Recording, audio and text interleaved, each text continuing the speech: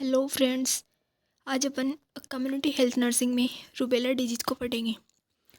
Rubella causative agent caused by the rubella virus and RNA virus of the toga virus family. Rubella जो होता है वो RNA virus toga virus family के RNA virus से होता है। Also known as German measles और third day measles. इसको जर्मन मीजल्स और थर्ड डे मीजल्स भी बोलते हैं क्योंकि इसके रेसेस जो होते हैं वो 3 दिन तक रहते हैं, 3 दिन के बाद में गायब हो जाते हैं। इसमें वायरस स्ट्रेन, इसमें the vaccine use the RA27 third strain. इसमें ना वैक्सीन में यूज होने वाला जो स्ट्रेन होता है ना उसका नाम RA27 थर्ड है, ये याद रख लेना ना। एपिडेमियोलॉजी की बात करें तो ट्रांसमिशन इसमें स्प्रेड बाई रेस्पिरेटरी ड्रॉपलेट और ट्रांसप्लेसेंटल मदर टू फीटस भी ये हो सकता है, यानी रेस्पिरेटरी में ड्रॉपलेट हो सकता है और ट्रांसप्लेसेंटल यानी प्लेसेंटा के थ्रू भी ये ट्रांसमिट हो सकता है। कम्युनिकेबिलिटी इसकी 7 day before to 7 day after the appearance of the rashes, यानी 7 दिन पहले रेसेज के स्टार्ट होने से 7 दिन पहले से लेकर 7 दिन बाद तक ये बीमारी फैला सकता है। CRS स्पेसिफिक, इसमें infant with congenital rubella syndrome can spread the virus for up to 1 year, यानी अगर बच्चे के अंदर रूबेला सिंड्रोम है ना तो उसके वो यूरिन के थ्रू 1 साल तक यूरिन के थ्रू या फिर अपनी लार के थ्रू ये रूबेला वायरस फैला सकता है। इसमें क्लिनिकल मैनिफेस्टेशन की बात करें तो इंक्यूबेशन पीरियड इसका 14 से 21 दिन का होता है, यानी एवरेज 18 दिन अपन मान के चलेंगे, यानी वायरस बॉडी में जाने के 18 दिन बाद तक सिम्टम आने इसमें स्टार्ट होते हैं। क्लासिक साइन इसके अंदर post auricular and sub occipital lymphadenopathy is the hallmark sign होता है इसका। इसमें ना कान के पीछे और गर्दन के नीचे वाले हिस्से में लिम्फ नोड में स्वेलिंग हो जाती है, क्लासिकल साइन है इसका।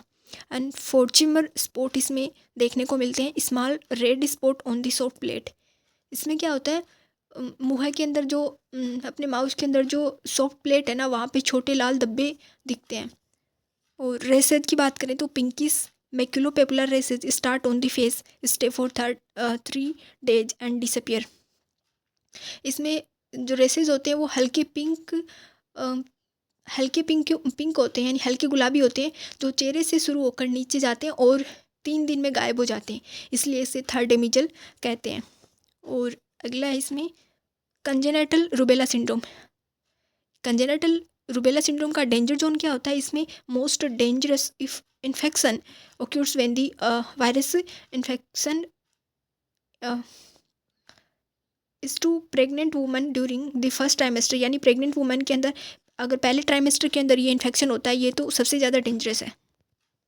और अगर माँ को प्रेगनेंसी के स्टार्टिंग 3 मंथ में रूबेला हो जाए ना तो बच्चे में एक ग्रेक ट्रेड इसमें देखने को मिलता है। इस ग्रेक ट्रेड में क्या होता है, इसमें केटाक्ट होता है, उसकी आँखों में केटाक्ट हो जाएगा, उसमें कार्डियक डिफेक्ट, उसमें पेटेंट डक्टस आर्टिसिस उसमें देखने को मिलता है, एंड इसमें डेफनेस हो जाती है, उसमें सेंसरी न्यूरल हियरिंग लॉस देखने को मिलता है। अगर बच्चे के अंदर अगर माँ के अंदर 3 मंथ के स्टार्टिंग के 3 मंथ के अंदर रूबेला हो गया तो बच्चे में ये सिम्टम दिखेंगे, ये लक्षण उसमें ग्रेक ट्रेड में आएंगे।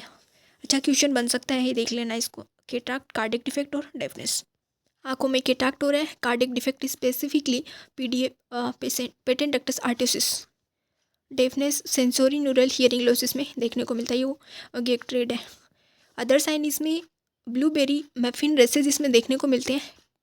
पर्प्यूरिक skin lesion seen in the newborn with CRS due to extramedullary haematopoiesis. इसमें क्या होता है, उस स्किन के ऊपर है ना पर्पल कलर के लीजन दिखाई देते हैं न्यूबॉर्न में। डायग्नोसिस एंड टेस्ट इसमें confirm by IgM antibody detection और RT-PCR इसमें करते हैं। देखो ये कंफर्म कैसे होता है कि माँ के शरीर से ना बच्चे में IgG एंटीबॉडी है ना वो जाती है, लेकिन अगर जन्म के समय बच्चे के ब्लड में IgM मिले तो इसका मतलब समझ लेना कि कंफर्म उसके अंदर ये रूबेला हुआ था उसको। इसका मतलब है कि गर्भ में उसको रूबेला इन्फेक्शन हो चुका था, क्योंकि IgM प्लेसेंटा क्रॉस कर नहीं सकती, इसलिए बच्चे ने IgM खुद बनाई है, इसलिए ये कंफर्म कर देता है, इसलिए ये करते हैं इसमें ना। और वैक्सीनेशन इसमें prevent by live attenuated vaccine इसमें MMR देते हैं। पहली डोज इसकी 9 से 12 मंथ पे देते हैं, दूसरी डोज इसकी 15 से 18 मंथ पे देते हैं, और रिस्टोर इसको +2 से +8 डिग्री सेंटीग्रेड पे करते हैं। इसमें इंपॉर्टेंट नर्सिंग इंटरवेंशन क्या रखेंगे? Droplet precaution must be maintain. Pregnancy droplet precaution उसमें रखना होगा, एंड क्योंकि ये ड्रॉपलेट के थ्रू फैलता है।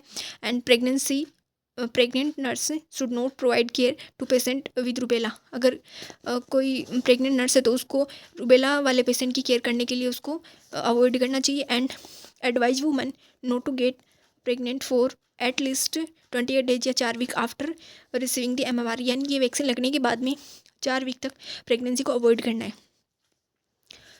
एक चीज़ और इसमें, ये जो MMR वैक्सीन जो होती है ना, ये 0.5 ml देते हैं, राइट अपर आर्म में देते हैं, सबक्यूटनियस देते हैं, और 4 घंटे डिजोल होने के 4 घंटे के अंदर अंदर इसको यूज करना होता है।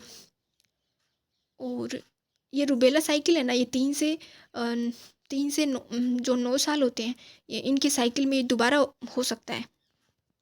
और ये जो MMR की वैक्सीन है ना, ये हीट सेंसिटिव होती है, यानी गर्मी में ख़राब होने वाली होती है, और साथ में ये लाइट सेंसिटिव भी होती है। इसलिए ना ये जो वैक्सीन होगी ना, इसको अम्बर्ड कलर के वायल में, यानी गहरे कलर की जो शीशी होगी ना, उसमें इसको रखेंगे।